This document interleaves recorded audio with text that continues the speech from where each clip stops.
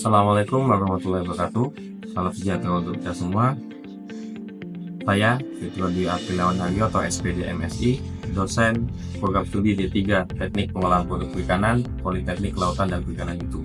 Saat ini saya ditugaskan untuk mengajar dan mengampu mata kuliah Teknologi Pengolahan dan Pemanfaatan Limbah yang disampaikan kepada taruna dan taruni sebutan mahasiswa di tempat kami, program studi Teknik Pengolahan Produk Perikanan semester keempat.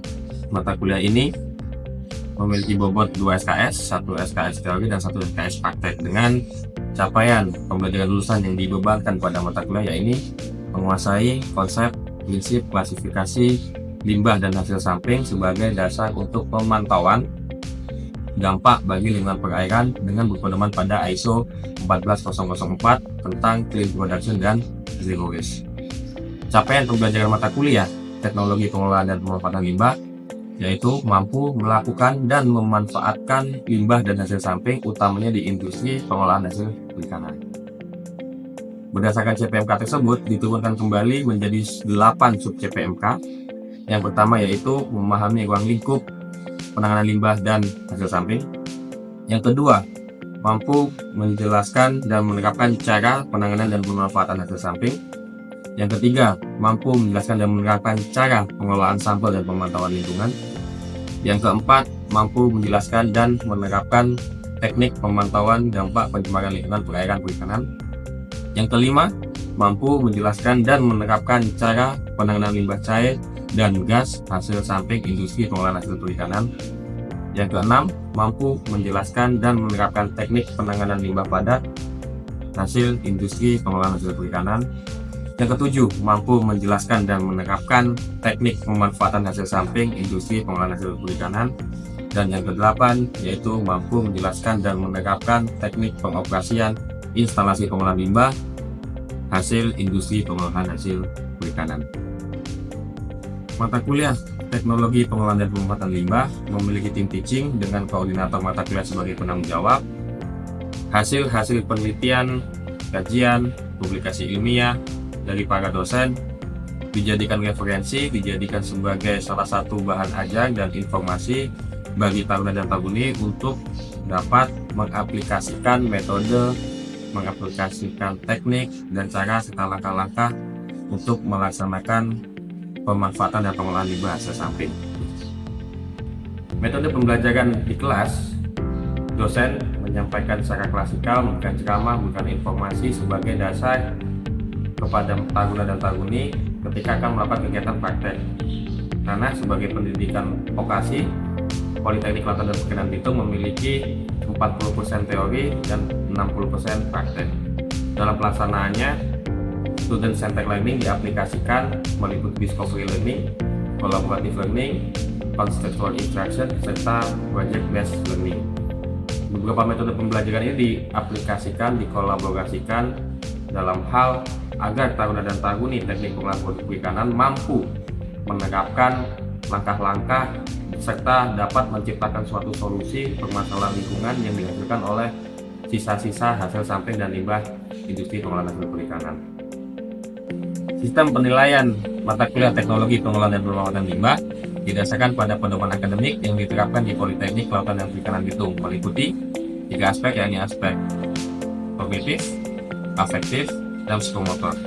Untuk aspek kognitif didasarkan pada nilai teori dan nilai praktek, yang mana nilai teori berdasarkan nilai kuis, nilai tugas, nilai UTS, dan nilai UAS.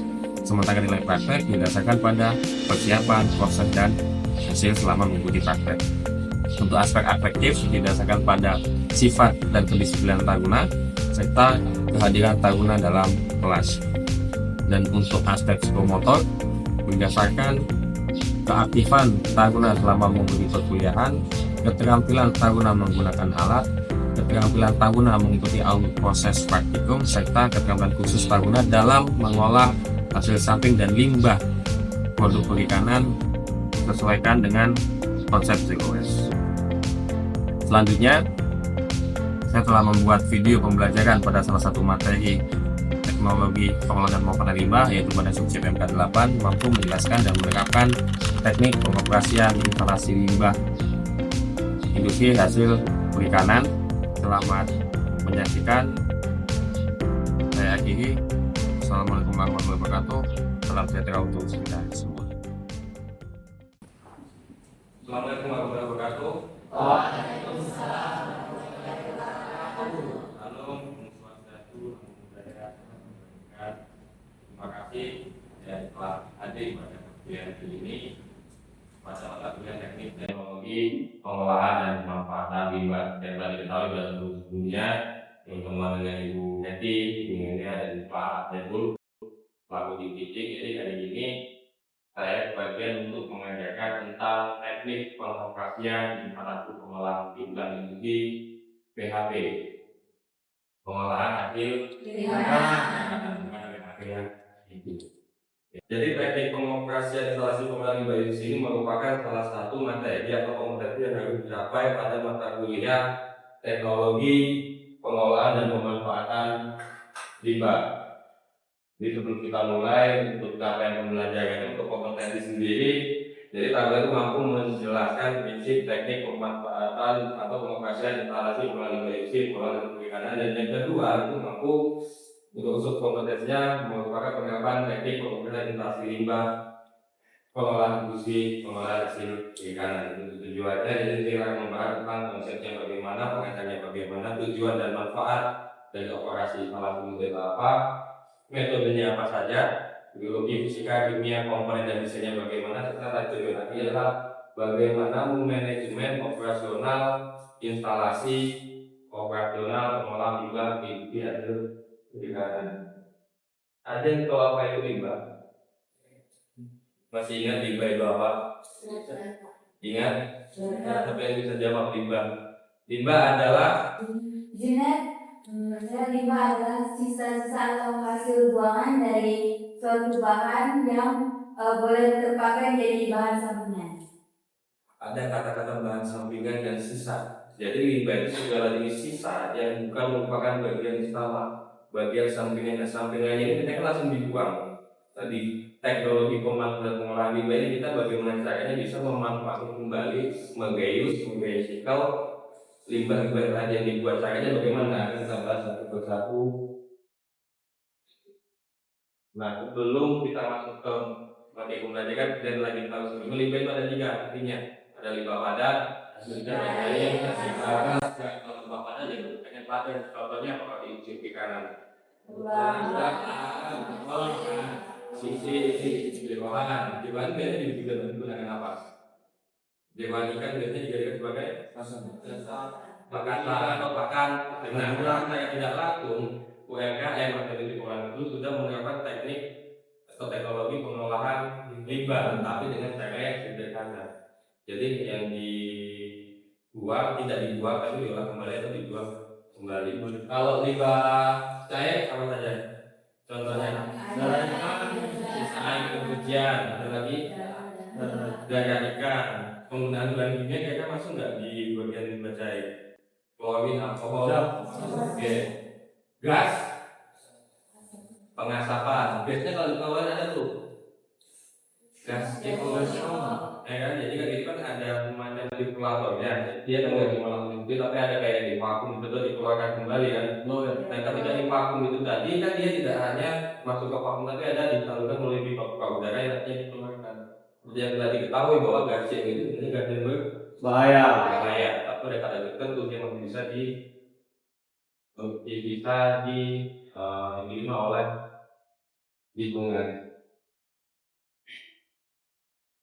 Ini materi yang akan kita bahas. Yang pertama kita akan bahas tentang manfaat dan tujuan dalam pengolahan limbah, metodenya bagaimana, komponennya apa dan teknik pengoperasiannya bagaimana, serta nanti di manajemen operasional. Jadi kalau kita bicara tentang instalasi pengolah limbah itu tidak hanya caranya, metodenya, tekniknya, tapi yang paling penting ada manajemen operasionalnya, pemantauannya bagaimana, supervisinya bagaimana. Maka dari itu kompetensi ini kita tidak hanya belajar tentang bagaimana pemanfaatan limbah, tapi bagaimana cara teknik penerapan teknik instalasi pengolahan limbah industri hasil perikanan.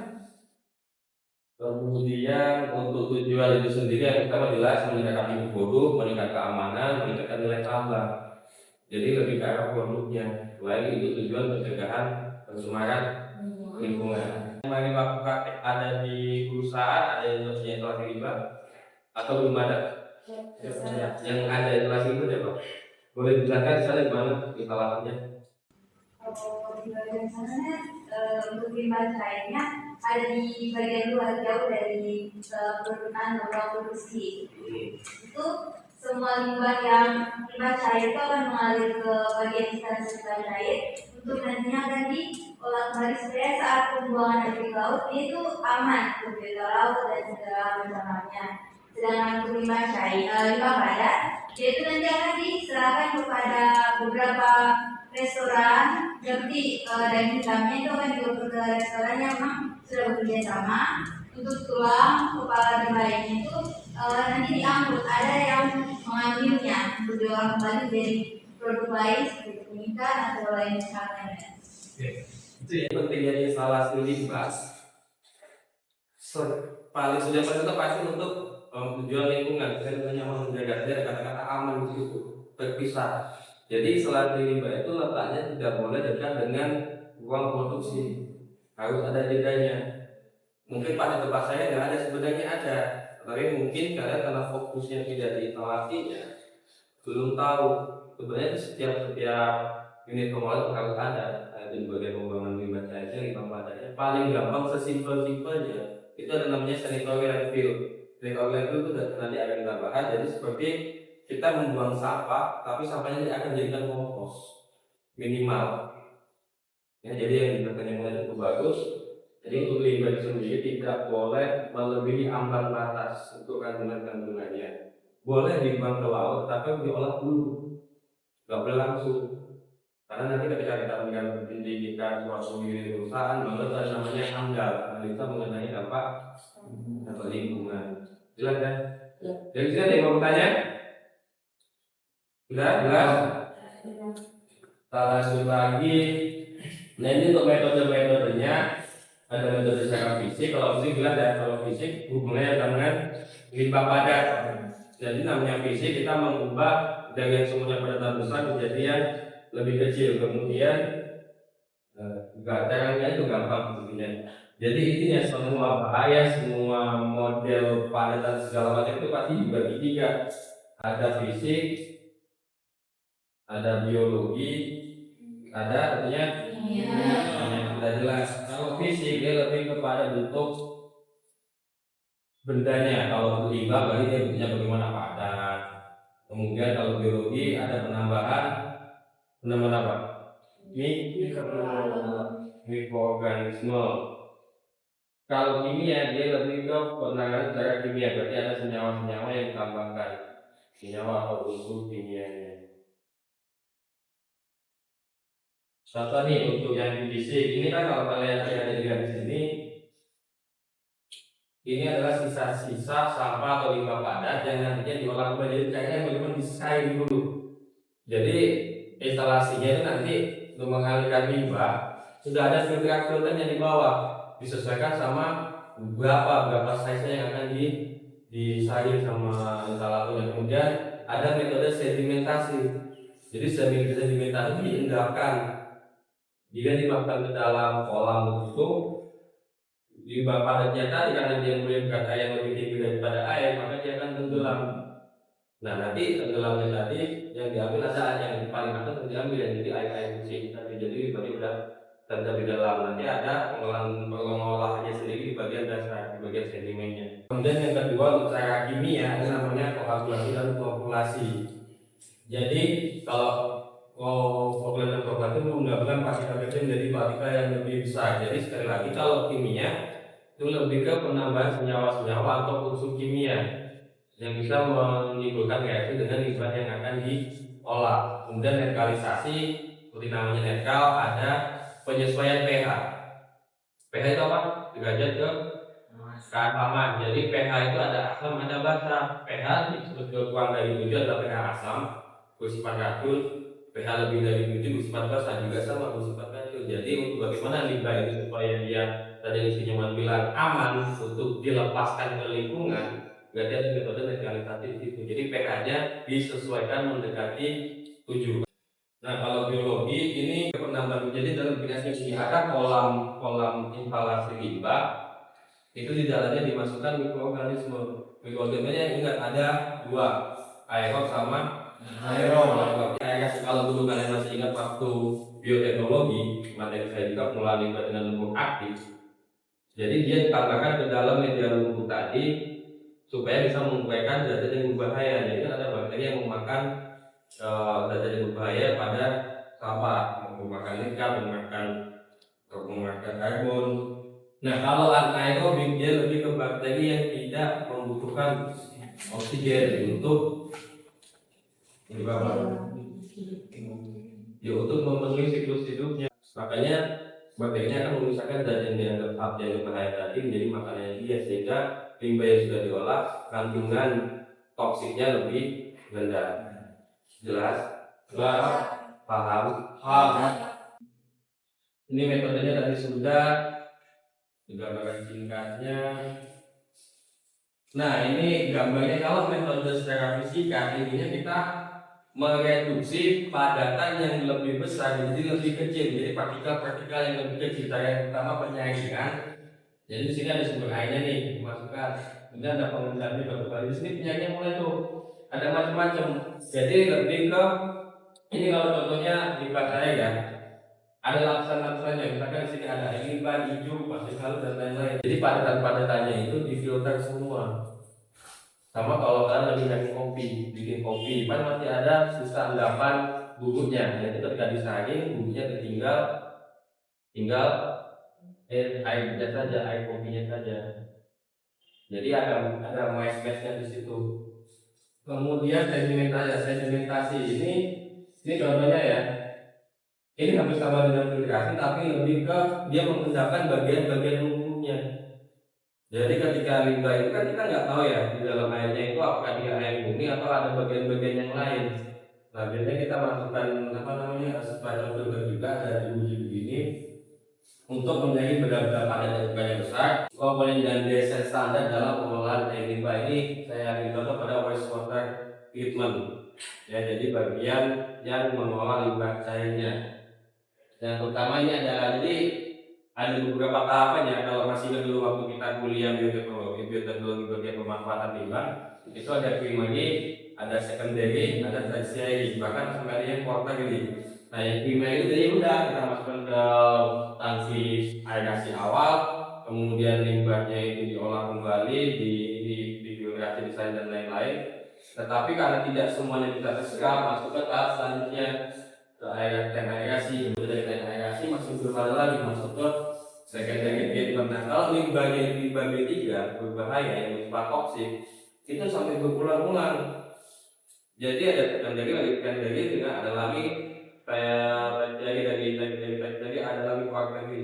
Sama kalau kalian ketika praktek kemarin ada namanya pengemasan primer, secondary, tertiary. Kalau primer itu yang berhubungan langsung dengan karena kalau langsung berhubungan ini dikhawatirkan tidak ketika dikirim itu berbahaya, maka ditambahin lagi kemasan sekunder. Kemasan sekunder ini kalau misalkan ditata-tata nanti bisa tambah lagi kemasan tertiary. Jadi ada lapisan-lapisannya. Sama dengan instalasi pengolah limbah. Gak cuma dikasih filter aja Pak, selesai. Tidak, bahkan filter-filter yang dilihat ada hijau, ada plastik contohnya ya. Jadi ada layar-layarnya supaya partikel-partikel limbah tadi bisa terendap. Yang jadi yang tersisa hanya air atau cairan yang sudah bersih dari limbah. Jelas? Ini contoh-contohnya ya, ada tangki pengendapan, ada tangki aerasi, ada anaerob, filter-filter di situ ada pengolahan limbah pada. Jadi ini udah ada fungsinya masing-masing.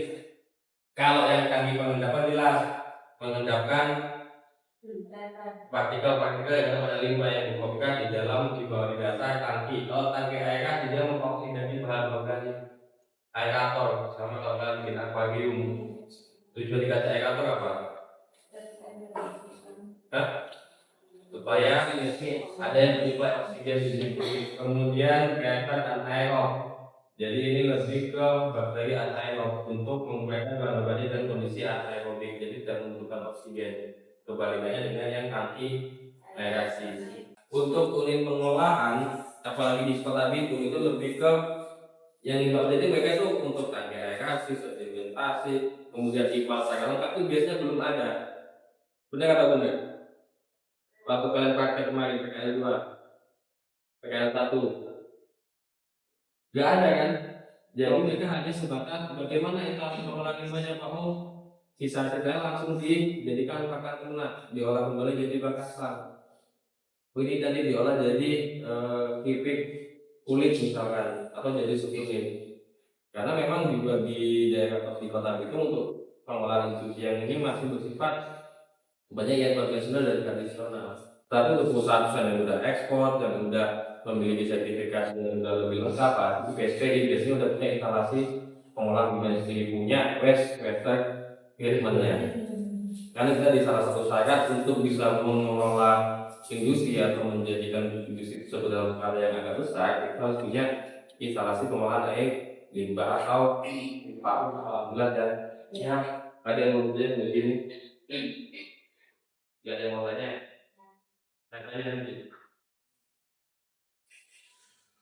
Kalau sudah ini tekniknya, jadi tekniknya ini kita lebih ke tahapan pengelolaan limbah atau tahapan pengelolaan limbah yang bilang pertama berat penerimaan limbah. Dalam tahap ini kita pilah-pilah dulu limbah yang ada, jadi tidak semua langsung masuk ke oh ini semua limbah jadi satu di kaki ini semuanya enggak, tapi dipilah dulu. Nah kalau sudah kita masuk ke tahap pengolahan, jadi belum diolah ya, jadi kita hanya menghilangkan pokoknya yang tidak diinginkan. Misalkan nih yang bisa dihilangkan yang kelihatan kepala ikan, kalau kita mau bikin kembali bagian-bagian mana yang ikannya nggak dipakai, misalkan kita olah kepala ikan menjadi tepung, tulang menjadi tepung, mana nih ketika tulangnya nggak bisa digunakan. Kita ada kalau tulang ikan kan biasanya ada yang bagian utama, ada bagian yang namanya begini, kemudian mungkin kecil mungkin jadi lebih lembut.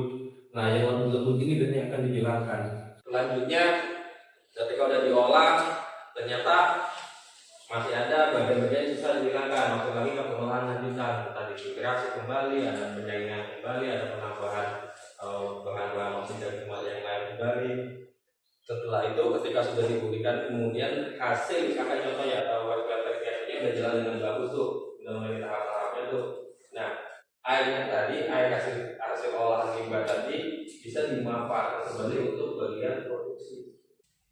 Selanjutnya ini untuk manajemen. Nah, untuk manajemen operasional nanti lebih kepada audit dan pengawasan. Yang pertama pengendalian limbah. Jadi ketika sudah instalasi itu berjalan sesuai seharusnya, ada namanya pengendalian. Jadi nggak boleh dibiarkan begitu saja. Oh limbahnya udah masuk, nanti tinggal ditunggu saja, enggak. Jadi ada pengawasannya, ada kontrolnya. Yang jelas pH-nya disesuaikan, kemudian bahan kimia yang digunakan itu apa saja, konsentrasi berapa, itu yang harus diperhatikan.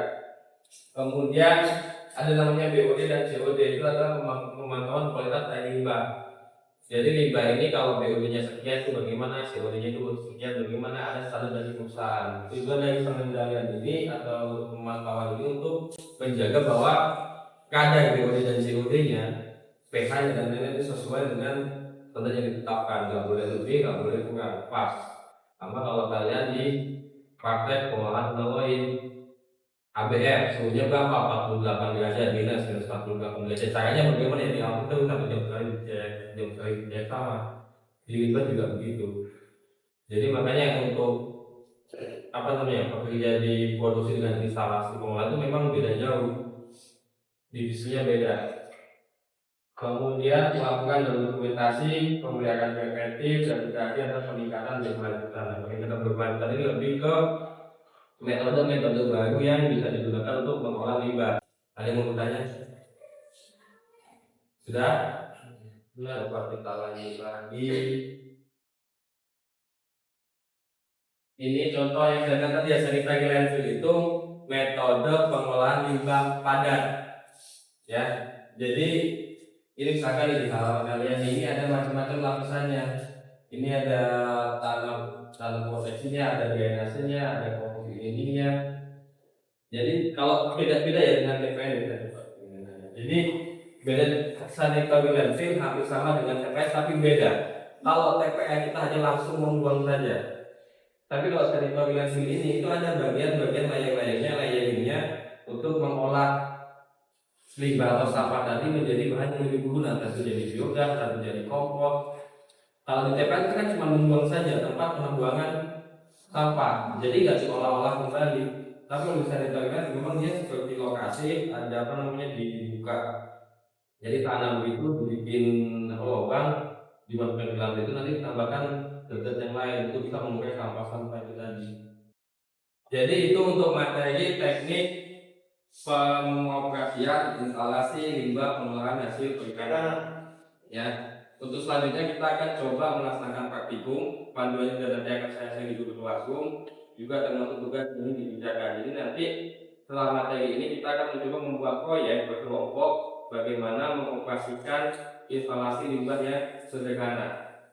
Kalau yang tahun kemarin kita coba kunjungan ke industri, tapi sepertinya karena satu dan lain hal kita tidak bisa berkunjung ke industri, jadi kita coba membuat sendiri. Nah, untuk dapat ikut praktikum kalian harus buat tugasnya dulu.